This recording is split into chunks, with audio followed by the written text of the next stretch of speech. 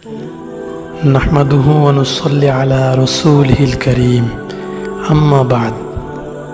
সম্মানিত দর্শক শ্রোতা, রাসূল সাল্লাল্লাহু আলাইহি ওয়াসাল্লামের সিরাতের দ্বিতীয় পর্ব আমরা আরম্ভ করছি। এই পর্বে আমরা আলোচনা করব রাসূলের খতনা। এই ব্যাপারে তিনটি রিওয়ায়াত পাওয়া যায় কিংবা তিনটি মত রয়েছে।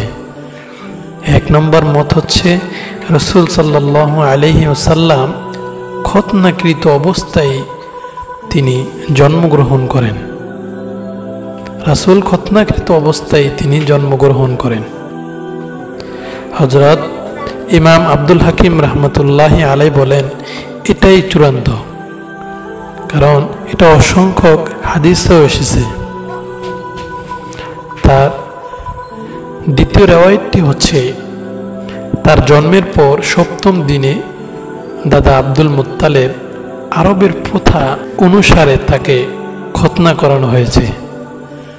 অর্থাৎ আরবের একটি নিয়ম ছিল, তারা ছোটবেলায় শিশুদেরকে খতনা করিয়ে দিতেন।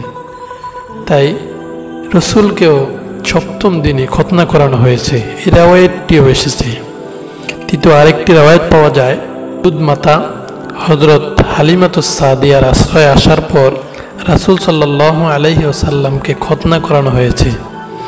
তবে প্রথম বক্তৃতাটাই অত্যন্ত চূড়ান্ত এবং হাদিস দ্বারা প্রমাণিত হিসাবে পাওয়া যায়।